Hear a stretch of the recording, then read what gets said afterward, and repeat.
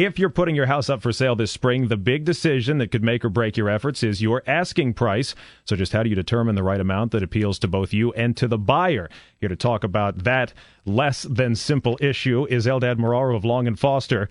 So you say first determine the fair market value of your home. Obviously easier said than done. That's a hugely complex task, but where do you even start? Right. So step one is what I do is I look at all the comparable sales of homes that happened recently in the neighborhood of homes that are similar to the subject property. But you need to understand that what we're trying to figure out at that point is not actually the price, but a price range.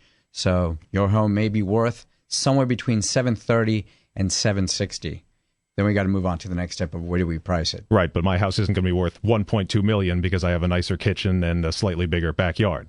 There's a range that we're bound to here, and then you can start to fine-tune it from there. Right. You got to look at the details. Why is that house worth more than the other one, and where do you fall in between? Now, what I found fascinating from what you have imparted to me here is that there are certain increments that are involved in pricing when you deal with these ranges. People are obviously drawn to certain kinds of round numbers and certain kinds of pricing that affects what range they view things. Things are $7.99 rather than $8. That's obviously a big thing, but it changes based on the range of house prices. Well, what most people don't understand, and there's actually a lot of agents who don't get this either, is that there are natural price points where you got to think like a buyer, and then it starts making sense. So, for example, if you've got you are a buyer and you've been approved by your lender for a sales price of $730, you're going to tell your buyer's agent, show me all houses below $750. So that's the natural break point. Okay. If you price this home we just talked about, the $730 to $760, you price it $760.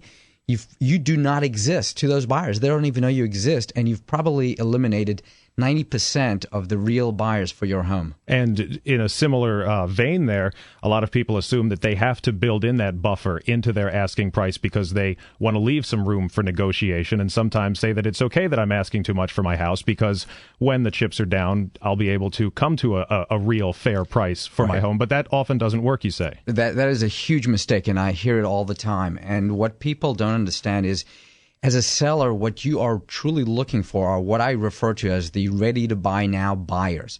And what I mean by that is the real buyers, the ones who are ready to put an offer today, are the ones who've been looking for a while, have seen all the competition, and truly understand the market.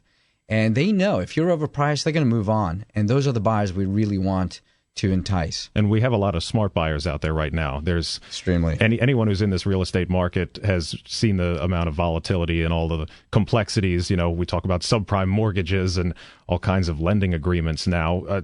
Everyone's well involved, so there's not going to be a lot of misinformation, it would seem. Well, right. And those buyers, if they know if your house is priced right, and if it's priced right, they're going to be afraid to lose it to the next buyer. So if it's priced right, they're going to bring an offer, and it's going to happen quickly. Yeah, more of an art than a science, though. Absolutely. Eldad Moraru of Long & Foster, thank you as always for being with us.